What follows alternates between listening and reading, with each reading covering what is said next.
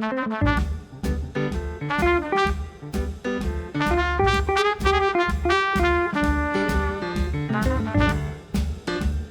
alguna manera te marcó toda esa dictadura y todo ese caos político chileno de los años 70.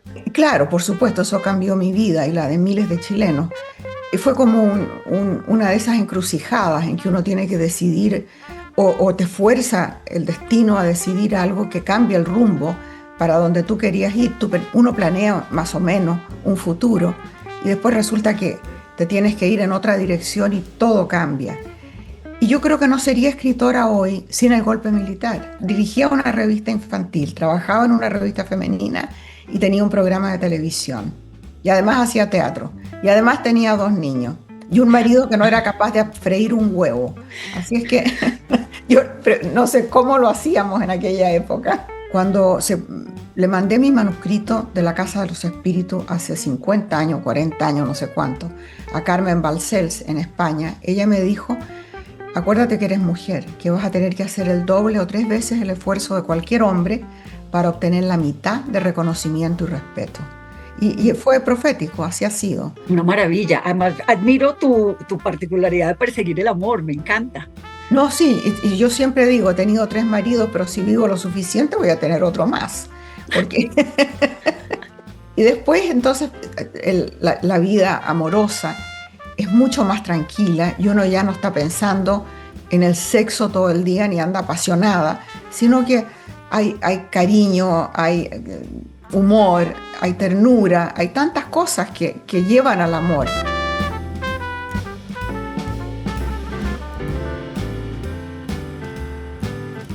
Esto es Geniales y Mayores que yo, un espacio patrocinado por Colsubsidio, una empresa que reconoce e impulsa la fuerza transformadora de las mujeres. Episodio 33. Isabel Allende. Isabel Allende es la escritora de habla hispana más leída y más traducida del mundo.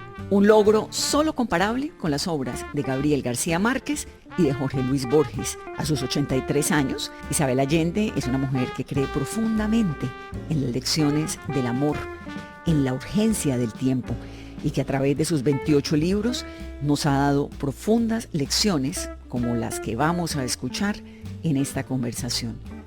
Isabel Allende comenzó su carrera como funcionaria y periodista en varios lugares del mundo, y de Chile se autoexilió a Venezuela en 1975 en plena dictadura militar de Augusto Pinochet. Es chilena, nacida en el Perú, pasó por Bolivia, por el Líbano y ahora vive en Estados Unidos. En este episodio vamos a hablar del amor, del divorcio, de la política, de las democracias que flaquean, de la libertad siempre en juego y sobre todo de las profundas convicciones de una mujer que en su madurez continúa apostándole a eso que le hace vibrar el corazón: la literatura y el amor, su refugio y su sanación. Bienvenidos.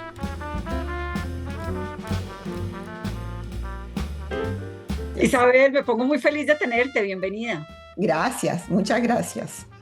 Mira, estaba revisando mis apuntes sobre Mi nombre es Emilia del Valle, que es el libro más reciente tuyo. Y hay unas frases tremendas, ¿no? Ella dice que escribiendo podía trasladarse a cualquier parte, hacer lo que se le ocurriera, que algo había cambiado en ella, sentí con claridad la zozobra de la muerte. Créeme que el infierno no existe, es una patraña del Vaticano. La crueldad se alimenta con más crueldad. Uno de los mandamientos divinos es no matar, excepto en la guerra. Puedo haber provocado chismes, pero no he provocado escándalos. Bueno, esto es una mujer realmente maravillosa, con la cual además me identifico mucho porque pues es periodista. ¿Qué tanto hay de Emilia del Valle en Isabel Allende? Mira, varias personas que han leído la novela piensan que es como mi alter ego, que yo va a ser personaje en mí, pero te prometo que no estaba pensando para nada en eso, Vanessa. Cuando una novela de este tipo, que es una novela histórica, se arma como un puzzle y se arma con preguntas. Entonces yo me pregunto, ¿quién va a contar la historia? Quiero que alguien que sea neutral, que no tome partido ni a un lado ni al otro de la guerra civil. tendría que venir de afuera. ¿De dónde? Tendría que ser de Inglaterra o de Estados Unidos, los dos países que están involucrados en la guerra. No sé nada de Inglaterra, hagámoslo de California. Entonces ya quiero que sea una narradora, va a venir de California. Ahora, ¿por qué? ¿Por qué iría? Que sea periodista, pero había muy pocas opciones para las mujeres en aquella época y el periodismo no era una, mucho menos corresponsal de guerra. Así que tenía que haber muy buenas razones para que fuera a Chile, a la guerra civil. Hablaba español, tenía raíces en ese país y tenía ya tenía una posición como periodista en el periódico. Pero no estaba pensando que esa fue mi trayectoria porque no fue. Yo empecé como periodista, después terminé como escritora y la única cosa que tengo en común con ella, la otra cosa que tengo en común, es que no conocimos al padre biológico y en cambio tuvimos un estupendo padrastro. Pero eso es todo.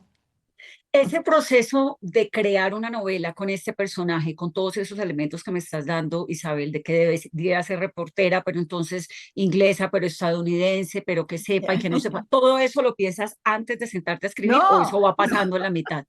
no, cuando empiezo el 8 de enero no tengo nada más que lo que he investigado de la parte histórica. O sea, tengo un fundamento de la guerra civil. Y en el proceso de escribir la novela tengo que ir investigando mucho más. Por ejemplo, tengo una batalla y entonces tengo toda la información de cuántos regimientos, cuántos soldados, pero no sé cuánto demora una bala, cuánto demoraban en cargar la bala en el fusil. Se cargaba cada bala. Cuántas mulas, cuántos caballos, qué pasaba con los caballos muertos. Todas esas preguntas van surgiendo a medida que voy desarrollando el texto. Y lo mismo con los personajes. Empiezo prácticamente con nada y van apareciendo. Aparece un padrastro, ¿por qué quiero que ella tiene que hablar español? Porque si no, no la mandarían. Entonces, que el padrastro sea mexicano, que el padre sea chileno para poder mandarla a Chile, que tiene que ser de una familia aristocrática para que ella se pueda enchufar en ese grupo social en Chile, que es un país muy clasista, de clases sociales muy rígidas, sobre todo en aquella época. Entonces una cosa trae a la otra y así va apareciendo el personaje. Y después llega un punto, Vanessa, en que los personajes hacen lo que les da la gana. Te prometo, ya tienen una personalidad, tienen una trayectoria y no los puedo obligar a hacer algo que no calza con el personaje, que no calza con su temperamento, su personalidad, su biografía. Entonces ese es el momento en que la novela realmente despega, cuando ya voy perdiendo el control. ¿Quién te ayuda en toda esa investigación, Isabel? Hago mucho sola, pero me ayuda mi hermano Juan, que vive en Atlanta y es un profesor retirado, profesor de ciencias políticas. Entonces, él no tiene nada que hacer más que cuidar a los gatos y investigar lo que yo le pido. Cualquier cosa que yo le pida me inunda de información. Entonces, mi trabajo realmente es buscar ahí lo que me sirve, porque hay demasiado. Y Claro. en una novela la información tiene que ser deslizada. No puedes presentársela como información al lector, porque ese no es el punto es la historia, los personajes. Isabel, fíjate que tú vives en Estados Unidos, tienes nacionalidad peruana, viviste en Venezuela, eres chilena y eres profundamente chilena. A mí me sorprende que siempre terminan tus novelas de alguna u otra manera involucradas con Chile. ¿Por qué? La verdad es que soy chilena, no peruana. Nací en el Perú por casualidad porque mis padres eran diplomáticos allí, pero los hijos de los diplomáticos que son registrados en el consulado tienen la nacionalidad de los padres. Así que soy chilena por nacionalidad.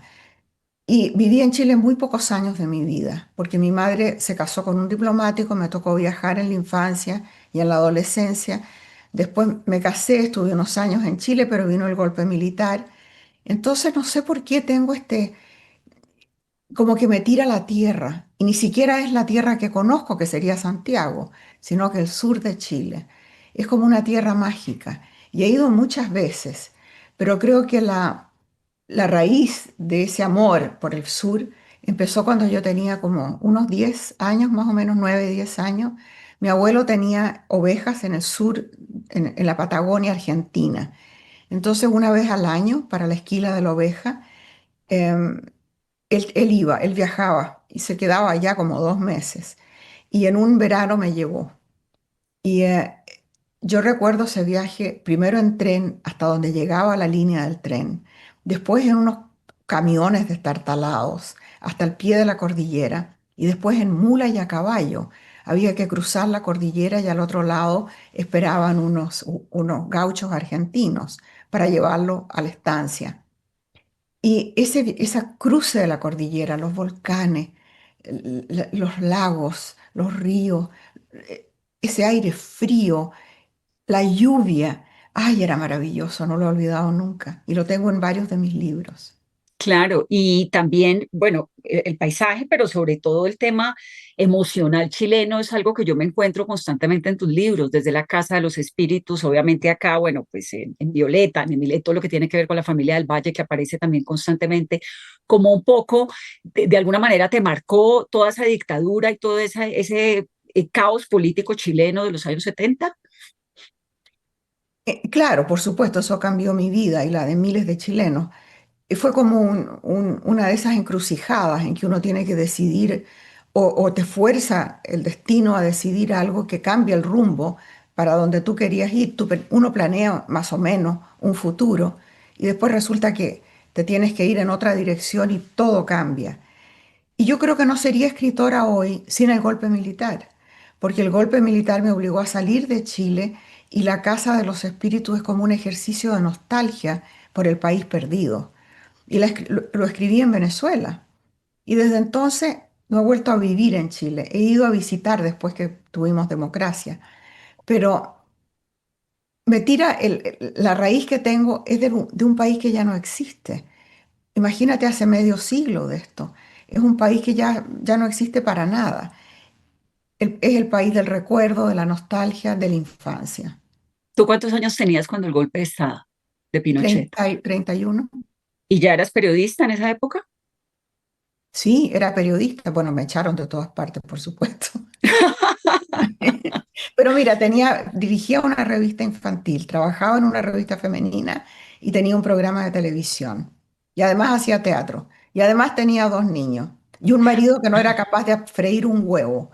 Así es que no sé cómo lo hacíamos en aquella época. Bueno, ese fue el primer marido, el papá de tus primeros hijos, de tus Sí. 2 hijos, de Paula y de tu hijo, ¿no? Ujú. Y eso fue un matrimonio no tan duradero, ¿o sí? Oh, sí, mira, lo conocí cuando yo era una adolescente. Estuvimos juntos 29 años. Ay, mira, yo he tenido varios maridos, pero me duran bastante. El segundo. Sí, 29, 25, ahora Ya. 29 años. Y en ese caso, en ese episodio, Isabel, de cuando llega la dictadura, ¿tú te vas para Venezuela huyendo de la dictadura o porque había una persecución familiar o por qué te fuiste? Por miedo, me dio miedo. O sea, yo estaba metida asilando gente, escondiendo gente en mi casa y llegó un momento en que la represión era brutal y las consecuencias de eso eran muy graves.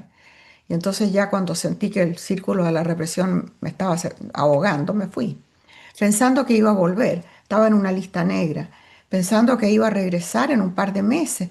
Nadie pensó que la dictadura iba a durar 17 años. Mm. Ya después de un mes y tanto, mi marido cerró la casa con todo lo que había dentro, le puso llave a la puerta y nos vinimos y se vino con los niños a Venezuela. Y él ¿Qué tan inventó. cercana, tú, qué tan cercana eras en esa época a Salvador Allende? ¿La familia qué tan cercana era?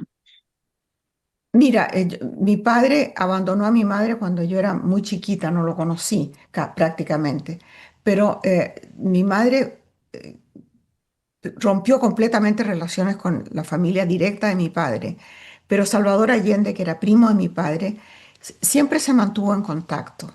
Íbamos los domingos de picnic al Cerro San Cristóbal, había una relación. Y después mi madre se casó con mi padrastro, que era amigo de Salvador. Entonces hubo una mayor cercanía y cuando fue presidente nombró a mi padrastro embajador en la Argentina. Y ahí lo vi más, fíjate, porque mi padrastro venía de la Argentina más o menos cada 2 meses o cada mes a informar directamente al presidente por una razón bien especial. El personal de la embajada era anti-allendista. Entonces había el temor de que boicotearan, de que sabotearan la información. Entonces lo que era realmente confidencial, como era nada más que una hora en avión desde Buenos Aires a Santiago, venía mi padrastro y ahí los veíamos siempre, con Salvador Allende y su familia. ¿Y tú por qué estabas en una lista negra? Por esconder gente, supongo, porque me llamaba Allende, porque hablaba demasiado. Anda a saber. De la familia Allende no quedó casi nadie en Chile. Mm. Se fueron la mayoría a México, una hija se fue a Cuba, estaba casada con un cubano, y otros que cayeron presos. Bueno, se desbandó la familia completamente, mis hermanos salieron, mis padres no pudieron regresar, así que la familia nunca más volvió a juntarse hasta décadas más tarde cuando murió mi madre. ¿De qué manera ese rompimiento familiar por una circunstancia política impactó tu obra? Impactó mi vida, impactó todo. Así que yo entiendo muy bien lo que pasa hoy con tantos venezolanos que se han ido, porque se rompen las familias y después es tan difícil volver a unirlas, porque cada uno hace su vida en un lugar diferente. ¿Tú pudiste volver a tener a tu familia reunida o solo cuando tu mamá murió, me dijiste? Mira, un hermano mío se quedó en Venezuela, otro hermano se fue primero a Inglaterra, después a Atlanta. Yo me vine a los Estados Unidos y entonces nos turnábamos para ir a ver a mis padres. Nunca fuimos todos juntos hasta que mi mamá estaba agonizando, era obvio que se iba a morir en pocos días. Y ahí los tres hermanos Allende nos juntamos, yo creo que por primera vez en mucho tiempo, Eso fue en Chile. en Chile, ¿Tu mamá murió en qué año? en el 2018. En Ah, el hace poco. 2018. Sí, estaba viejita, tenía 98 años. Son longevas ustedes las Allende y se mantienen, se mantienen muy bien con el tiempo, Mira, Isabel. la familia de mi padre no sé, pero la familia de mi mamá eran longevos y ninguno se puso demente y a ninguno le dio cáncer, pero todos con artritis. Ah, con artritis. Bueno, pero tengo un neurólogo que dice que la artrosis y que la artritis es el mal de todos, que vamos a terminar todos con artrosis Bueno, y con artritis. si vivimos lo suficiente, a todos nos da de todo, no solo artritis. ¿Cuál es cómo haces tú para mantener esa sapiencia? Digamos, el ejercicio de la escritura, supongo que con tantos años y con la investigación y con el juicio y la disciplina de las letras, pues la cabeza tiene que funcionar sí o sí. Pero ¿cómo has sentido con el paso del tiempo, a propósito de lo que hablabas de que no, de que en tu familia las mujeres no hay demencia, cómo has sentido que ha ido evolucionando tu mente? Después que cumplí 80, empecé a eliminar de mi vida todo lo que no quería hacer. Viajar por trabajo, eh, fiestas que no me gustan, gente tóxica, situaciones en las que no me siento cómoda. Y al hacer eso, me quedó como un espacio en la cabeza para lo que me gusta, que es investigar, estudiar, escribir, corregir, editar, todo lo que tengo que hacer. Entonces, todavía no siento que me falle la cabeza, porque la tengo mucho más despejada que antes. Ya no me preocupa, no tengo que ocuparme de mis padres, no tengo que ocuparme de los nietos porque ya tienen su propia vida. Entonces, no tengo cargas familiares. Y eso también despeja un montón de tiempo y de energía. Así que estoy muy bien por el momento. Pues se te Tocar nota. madera. Se te nota mucho. Isabel, antes de los 80, de que despejaras todos estos compromisos o las cosas que no querías hacer, ser mujer, ser escritora en un mundo de hombres, yo pienso siempre que lo de ser mujer, pues nace uno con una condición difícil, de todas maneras Claro. distinta, ¿no? Que la hemos ido rompiendo y que vamos en un camino de la igualdad, que es lo que corresponde, pero ha sido un camino, pues, sin duda distinto. Eh, ¿Cómo te marcaba la vida cotidiana? El hecho de ser mujer, el hecho de tener que hacer, ¿eras una mujer de compromisos que adquirías y los tenías o eras una rebelde siempre? Rebelde en algunas cosas, pero totalmente cumplidora en otras cosas. Le mandé mi manuscrito de la Casa de los Espíritus hace 50 años, 40 años, no sé cuánto, a Carmen Balcells en España, ella me dijo, acuérdate que eres mujer, que vas a tener que hacer el doble o tres veces el esfuerzo de cualquier hombre para obtener la mitad de reconocimiento y respeto. Y fue profético, así ha sido. Y me ha costado mucho más que a cualquier hombre llegar a tener la posición que tengo hoy. Pero junto con el trabajo constante, porque a pesar de todo lo que me ha pasado, la escritura ha sido siempre una constante en mi vida. No paro de escribir. He tenido también que ocuparme de mis padres por años de años, eh, sacar adelante a mi hijo, a mis nietos, ocuparme de Paula cuando se enfermó, todas las cosas que nos tocan a las mujeres. Y además, eh, todo el trabajo externo de la escritura que nadie lo contempla. Las firmas de libro, las miles de cosas de las entrevistas y todo eso, y además las giras de promoción. La última gira de promoción, acabo de hacer una muy cortita, pero la última larga fue antes del COVID. Y fui primero a Europa, varios países en Europa. Después hice 23 ciudades en 30 días en los Estados Unidos. Y después me fui a Inglaterra. Y cuando volví, que fue en febrero del 2019, creo, no, el 2020, justo volvimos en febrero con mi nuera, tan enferma las dos, de- con bronquitis, con fiebre, que dijimos ya, esto se terminó, no lo podemos hacer más. 2 semanas después pegó el COVID. Yo creo que nosotros lo trajimos a los Estados Unidos. Claro, y ahí se cerró todo. Y entonces durante 2 años, 3 años, no tuve que hacer ninguna gira y resulta que los libros se venden igual, con o sin la gira. Entonces es todo un esfuerzo brutal que uno lo hace por la editorial, pero en realidad es innecesario. Bueno, de golpe ya es innecesario porque ya eres Isabel Allende, pero Bueno, durante por lo todo que ese sea, pues tiempo, Vanessa, ¿no? pero después de tantos años de escritura, ya podía decir, no, ya no lo hago más, ya no firmo más libros. Tengo artritis en una mano, no hago las dos manos. No voy a firmar más libros. No pasó nada, nada, nadie lo echó de menos. Eres la escritora de habla hispana más vendida en la historia, Isabel. ¿Eso no te parece Bueno, tremendo? La parece locura. tremendo, pero sabes que todo eso pasa en la periferia de la vida. La verdadera vida, como tú sabes, es privada, íntima, doméstica, y de ahí no te libra nadie, de las responsabilidades de lavar los platos y ocuparte de los perros, eso lo tienes que hacer igual.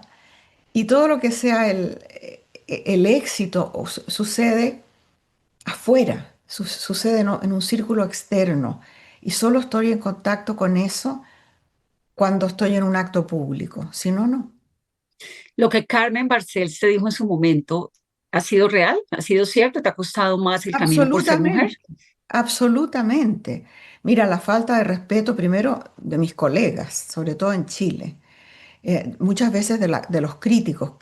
Llega un momento en que, por ejemplo, me dan el Premio Nacional de Literatura en Chile y entonces ya finalmente el intelecto chileno acepta el hecho de que mis libros tienen un valor literario, pero antes le atribuyen solamente el valor comercial, porque les carga que yo venda demasiado. Entonces, eso no le pasa a un hombre. ¿Te fijas? No le pasa a García Márquez, no le pasa a Mario Vargas Llosa. Sí, no les pasó. A nosotras nos tocaba demostrar que no solamente éramos escritoras de revista de mujeres, ¿no? Exacto. Eso le pasa a Emilia en el libro. Emilia, ella quiere ser periodista y le asignan que vaya al Festival de Flores. Y ella dice, no, pues yo eso no me interesa para nada. Yo quiero hacer política, quiero hacer crimen, quiero estar en la calle. Y él le dice, bueno, pero con un nombre masculino. Claro. No puede hacerlo con su nombre de mujer porque nadie lo leería, nadie respetaría lo que usted tiene que decir. Entonces cuando se va a la guerra dice, bueno, lo voy a hacer esto, pero con mi nombre. Por eso el título del libro, mi nombre es Emilia del Valle. Y no me pongan nombre de hombre. Isabel, La Casa de los Espíritus, pues cuando salió fue la locura y es tu primer libro.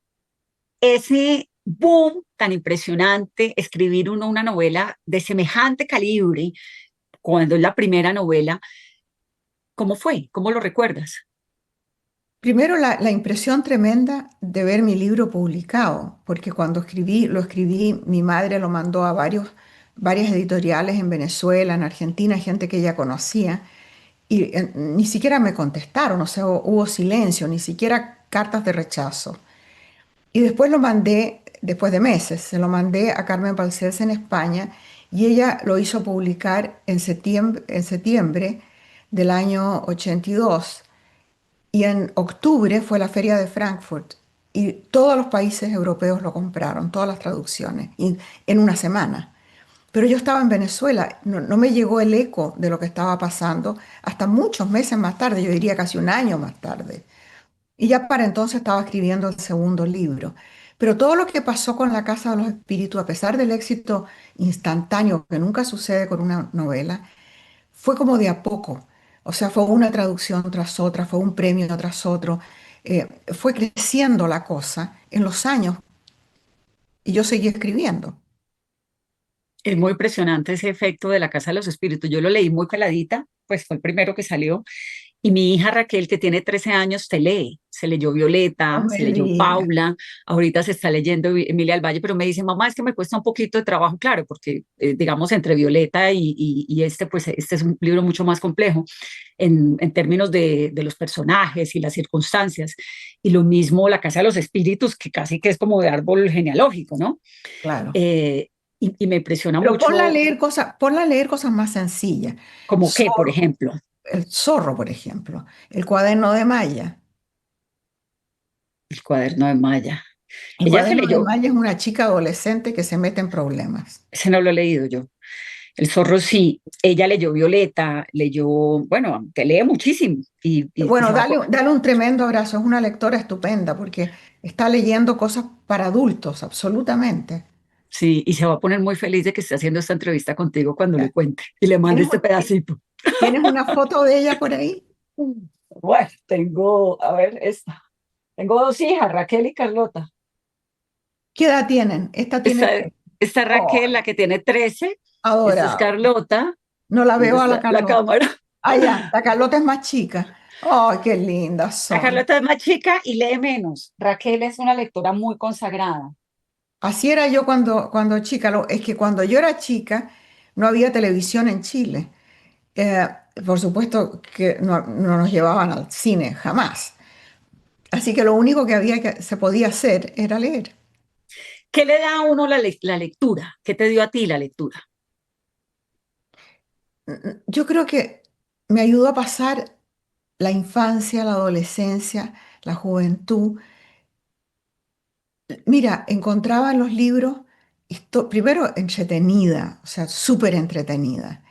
Y luego no estoy sola.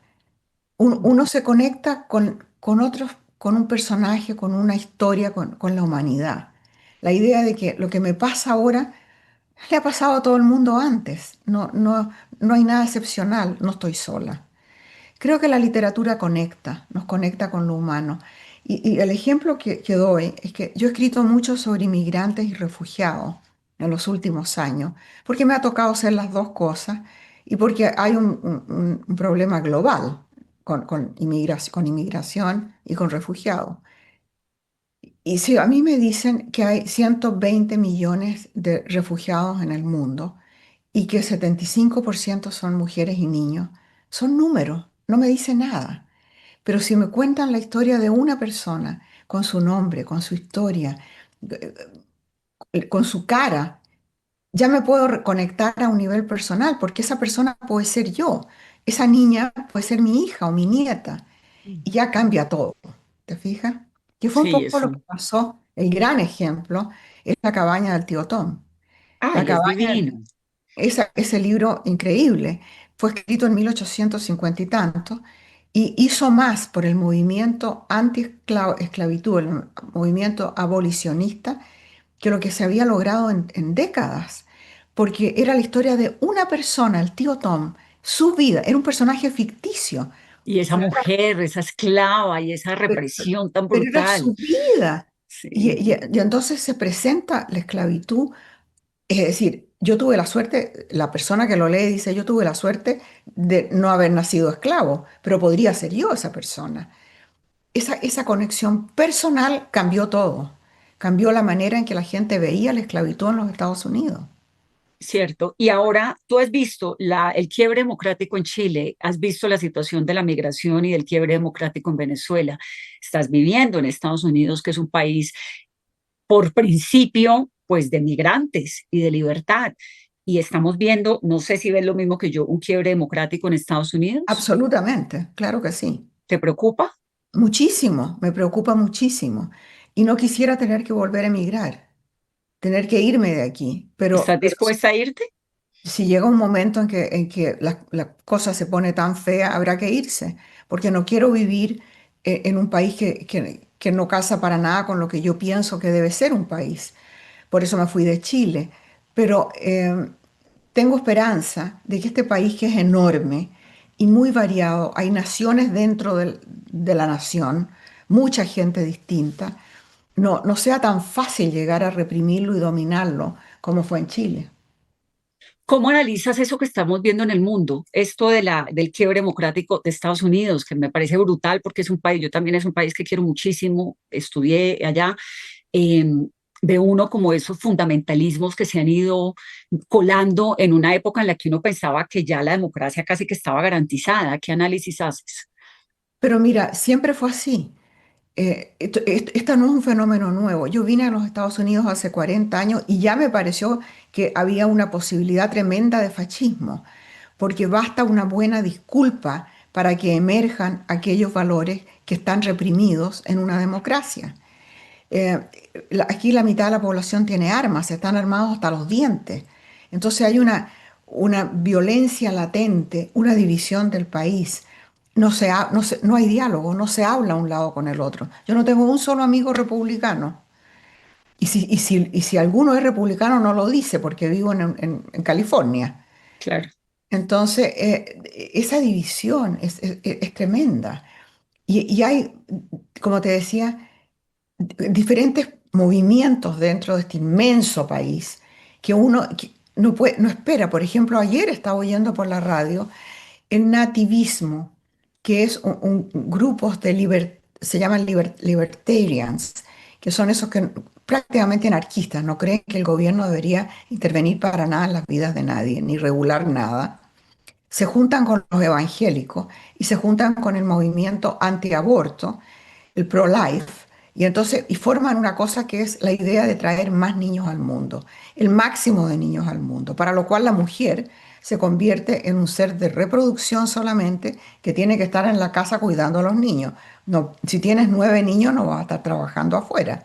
Entonces hay una vuelta a esos valores tradicionales que, que uno piensa, y eso ya pasó completamente, y a esto se le agrega un componente racial porque hay Ujú. muchos tecnócratas metidos en esto, porque piensan que se puede hacer el ser humano diseñado biológicamente para que sea superior, más alto, más bello, más inteligente, sin ninguna de las enfermedades genéticas que acarreamos.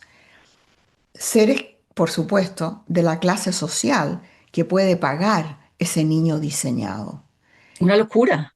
Entonces todo esto tiene un componente racial, eugenista, tremendo, tremendo. Pero esa es una de las muchas cosas que hay. Hay otros movimientos de todas clases, de todas clases. Isabel, ¿tú has perdido amigos por tus pensamientos políticos y tus posturas? Mm, mm. No, no. Mi mejor amiga en Chile, que adoro, era pinochetista. Y durante los pocos meses que yo estuve en Chile después de la dictadura, seguíamos queriéndonos. Nunca los años de exilio y todo eso nunca nos separaron.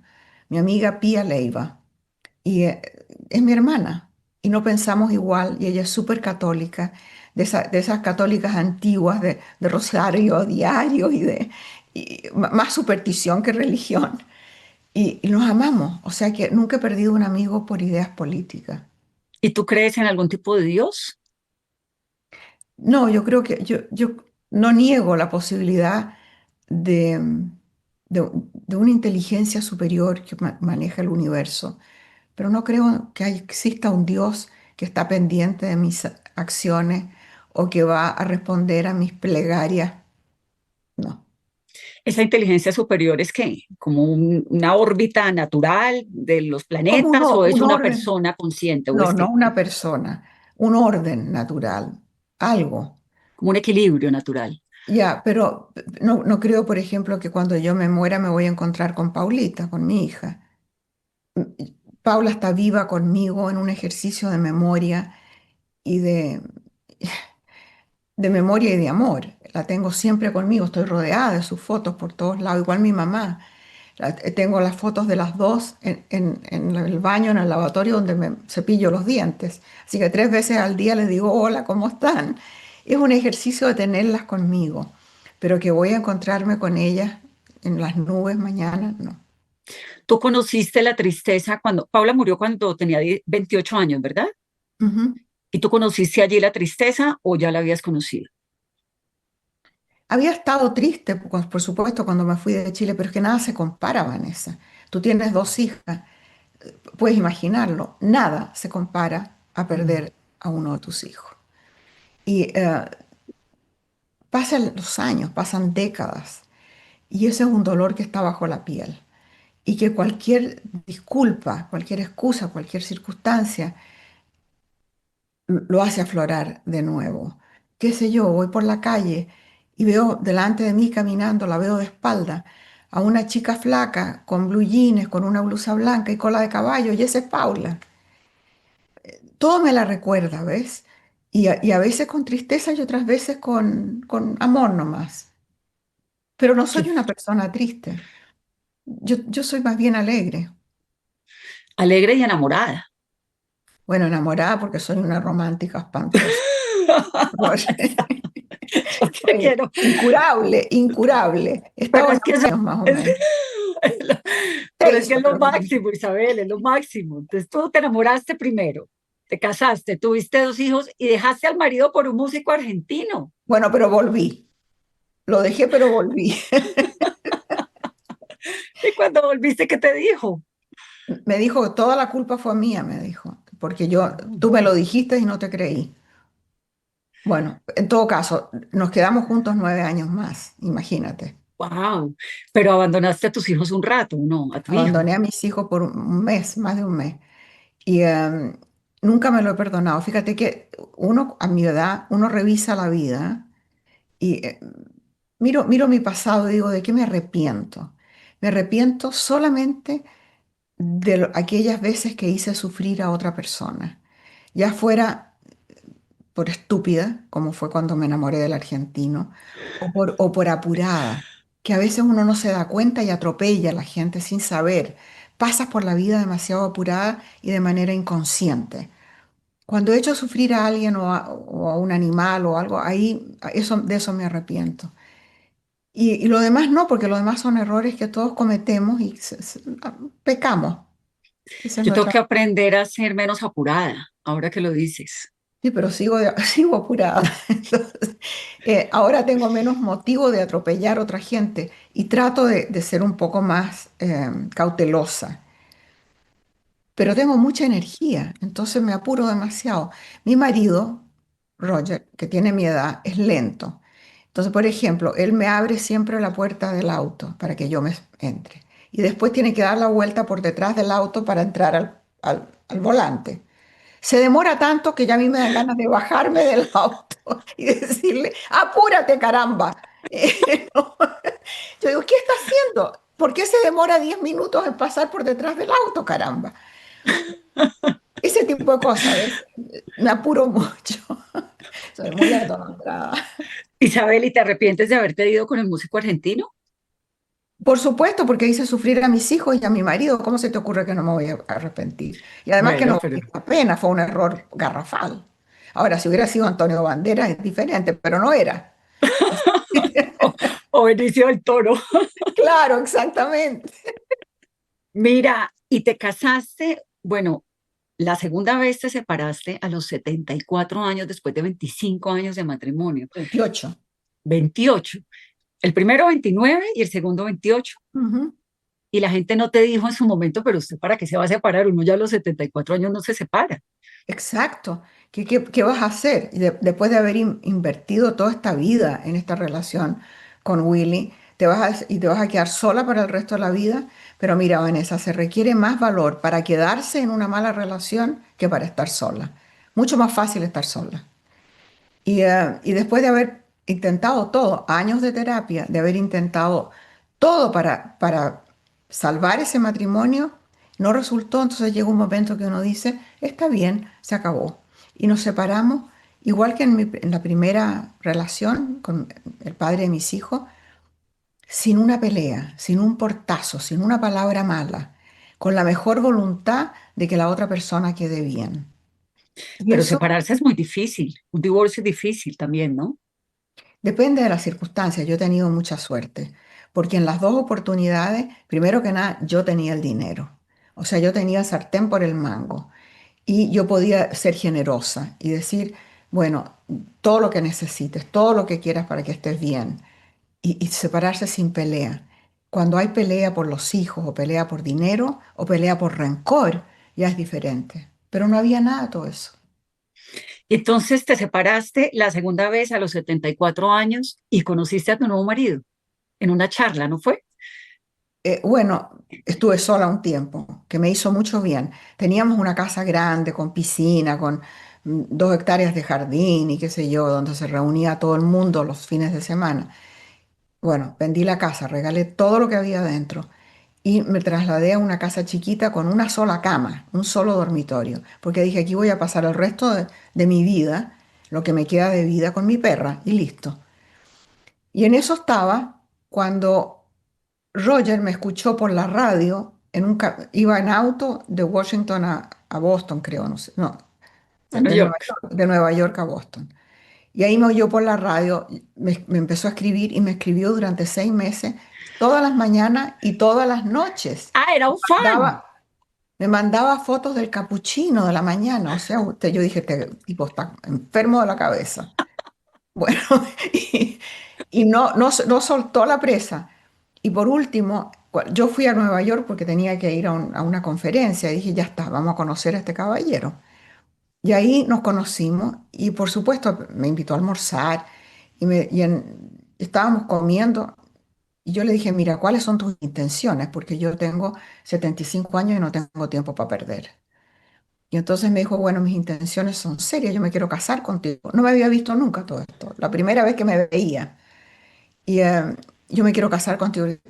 Casarnos, jamás. Yo ya estoy, jamás, ¿cómo se te ocurre a esta edad? Pero si quieres ser mi amante tendrás que venir a California. Bueno, empezó a venir a California, pero es muy largo el viaje, son 6 horas de avión más los aeropuertos. Ya era demasiado. Entonces, por último, también él vendió la casa, regaló todo lo que había dentro y se vino. Y se vino a vivir a la casita chica donde está. Y en eso se murió Willy y heredé el perro, la perrita de Willy. O sea, 2 perras y un señor viviendo en mi casa, en esta casa, con un Por dormitorio, un cuarto. con un cuarto y en eso el COVID.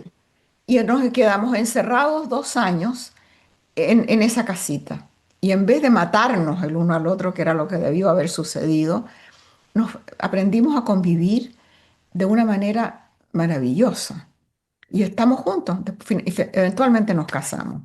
Qué maravilla. ¿Y él qué hace? Roger, qué hace o qué hacía cuando lo Era conociste? abogado y se retiró el año pasado, recién. O sea, siguió trabajando o sea, remotamente con su oficina en Nueva York. Iba, claro, a Nueva York a cada rato. Y después ya se jubiló y ahora va a la universidad, está estudiando, va 3 veces por semana y estudia como un loco y además está estudiando español. Así que lo veo poco y eso ayuda mucho. Eso ayuda un montón, pero me parece lo máximo porque fíjate el poder de las letras, el poder de la palabra, Isabel, que una persona se fascine con alguien solamente escuchándola en una conversación y sabiendo, supongo después que escribe libros o que No, hace, no, ya ¿no te había parece leído, maravilloso? yo creo que él ya había leído un par de libros míos y por eso escuchó el programa. Ujú. Bueno, muy inesperado, muy inesperado. Una maravilla. Además, admiro tu particularidad de perseguir el amor, me encanta. No, sí, y yo siempre digo, he tenido 3 maridos, pero si vivo lo suficiente voy a tener otro más, porque, porque seguro que voy a vivir más que Roger. Mira, ¿y la vida sexual? cómo cambia la vida sexual. Totalmente, porque la pasión que me llevó a escaparme con el argentino, por supuesto que ya no existe, tiene mucho que ver con las hormonas, Vanessa. Y además, sí, porque las hormonas molestan mucho en la vida. Y después, entonces, la vida amorosa es mucho más tranquila y uno ya no está pensando en el sexo todo el día ni anda apasionada, sino que hay cariño, hay humor, hay ternura, hay tantas cosas que llevan al amor. Dime una cosa, esto de las hormonas, yo tengo 47 años, estoy en tratamiento hormonal y me ha parecido brutal. Lo del calor, el mal genio, la memoria, no sé, como un montón de cosas que me despierto y yo digo, pero ¿qué es este cambio tan brutal? ¿Se regula? Yo empecé a tomar hormonas cuando me empecé con la menopausia y les he tomado hasta hoy, estrógeno hasta hoy. Mi mamá, que como te digo murió a 98 años, me dijo desde siempre, toma estrógeno, es la única manera de que no se te caiga el pelo, de que tengas buena piel, de que tengas la memoria y sobre todo los huesos. Después que uno ha tenido hijos, viene la osteoporosis y el estrógeno te ayuda. Ahora ha habido mucha mala información o desinformación respecto a que produce cáncer y todo eso. Mira, las ventajas que tiene en mi caso valen la pena. No, pues es que además tú estás maravillosa, Isabel, pero entonces no vas a venir a Colombia a presentar el libro, ya decidiste que no vas a viajar No, no, no, ya, por trabajo nunca más, si Dios quiere. y Y te si Dios quedas en tu quiere, digo casa, yo que... ¿Ah? te quedas en tu casa tranquila con tus perros, con tu Roger, ¿cómo es tu vida cotidiana? Esa es la vida cotidiana. Nos levantamos muy temprano porque hay que sacar a los perros. Tengo una casa que queda en una laguna, o sea, tengo patos, pelícanos. Aquí por la ventana estoy viendo los animales ahí en el agua. Y él se va para la universidad temprano, vuelve como a veces a las 4, otras veces cerca de las 6. Y entre tanto yo trabajo, yo escribo, hago todo el trabajo que tengo que hacer porque además tengo mucho, me llegan muchos correos y los contesto todos, contesto el primer correo, no sigo una correspondencia con cada lector o lectora, pero contesto siempre el primer mensaje y eso toma tiempo. Entonces hay trabajo y nos juntamos en la noche, cocinamos, nos tomamos un trago a veces, un trago de vino con la comida, pero hacemos una vida súper sencilla. Y tenemos amigos, yo vivo en una callecita ciega, una calle chica ciega. Conozco a todos mis vecinos, a todos. Y Entonces, todos dicen, ahí vive Isabel Allende. no sé, pero por ejemplo, si en la casa cocinamos más y va a sobrar, se lo llevo a mi vecina que tiene 97 años y vive sola. La otra que tiene un árbol de higos nos trae los higos en la mañana. La otra trae limones. O sea, hay una relación que yo no la tenía en la casa grande donde vivía antes porque son casas grandes separadas por terreno y Claro. nunca ves a nadie. Pero aquí como estamos todos apretados, nos conocemos todos. Roger es un hombre de ¿cuántos años? Mi edad exacta, 82. 82. Claro, Bueno, pero fíjate que tienen, la verdad es que él tiene varios meses menos que yo, pero yo no digo eso porque no, yo digo que los dos tenemos 82 porque ya lo cumplió, pero lo pero cumplió en abril. fíjate, Isabel, que ahí hay un ejercicio del intelecto constante que de golpe es el resultado de eso que estoy viendo tuyo y de él, ¿no? Me estás contando que tiene 82 años y va a la universidad y tú tienes 82 años, tres matrimonios, escribes, investigas. Estoy segura que ya estás pensando qué es lo que va a seguir en tu literatura, qué vas a escribir. Es impresionante cómo la cabeza se mantiene a punta de acción. Mira, depende, porque tengo una amiga muy querida, una escritora famosa, que ha escrito no sé cuántos libros y la operaron de una cosa menor y después de la anestesia se le empezó a ir la memoria y ahora está, yo diría, demente. Tiene 87 años y no puede seguir escribiendo, no hacer nada. No se acuerda dónde almorzó, no Wow. puede manejar. O sea que depende de la salud mucho. Si tienes buena salud y no te da alguna cosa cerebral, puedes seguir por un tiempo, pero nada es eterno, Vanessa. ¿A qué le tienes miedo, Isabel? a la dependencia. Porque has sido muy independiente toda la vida. Claro, y porque vi a mis padres. Mi padrastro murió de 103. Entonces, por muchos años tuvieron mucha ayuda. En Chile se podía. Mm. Entonces, había una señora, la Berta, que vivió con ellos 41 años y siempre los acompañó. Y ella manejaba a las otras mujeres que venían a ayudar a la casa. Eran 4 personas. Entonces, había que hacerles todo. Mi mamá no podía ir ni siquiera al baño sola. Yo no quiero llegar a eso. Eso es lo que me da más miedo. ¿Cuál es el personaje literario que te hubiera gustado inventar, crear?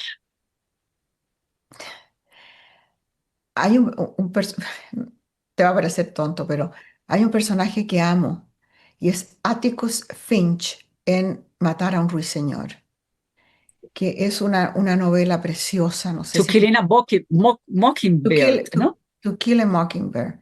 Yes. Y ahí hay el padre de la chiquita, la niña que cuenta lo que pasa. Atticus Finch es un abogado del sur, de un pueblo chiquito del sur de los Estados Unidos, en medio del racismo tremendo, y le toca representar a un negro que lo han acusado de un crimen que no cometió. Y él es un hombre callado, viudo, que tiene estos 2 niños pequeños y que está tratando de sacar adelante a esta familia sin hacer bulla, sin alarde, callado. Y resulta que el tipo es un héroe, es un héroe. Y ese personaje a mí siempre me ha cautivado. Y además porque en la película, perdona, en la película era Gregory Peck. Claro, que era la locura. Ya. Isabel, no sabes cómo me pongo de feliz de tenerte. Hace mucho rato quería entrevistarte, no sé si te acuerdas, pero hablamos en la pandemia, en plena pandemia te hice una entrevista y desde eso quería saber cómo te había ido, qué había pasado ahora con el lanzamiento del nuevo libro que está maravilloso. Voy a estar esperando el siguiente. Muchas gracias, 1.000.000 de gracias.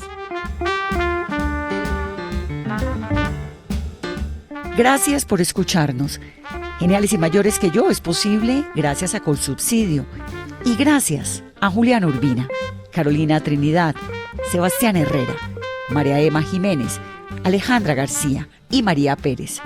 El equipo de producción de Geniales y Mayores que Yo.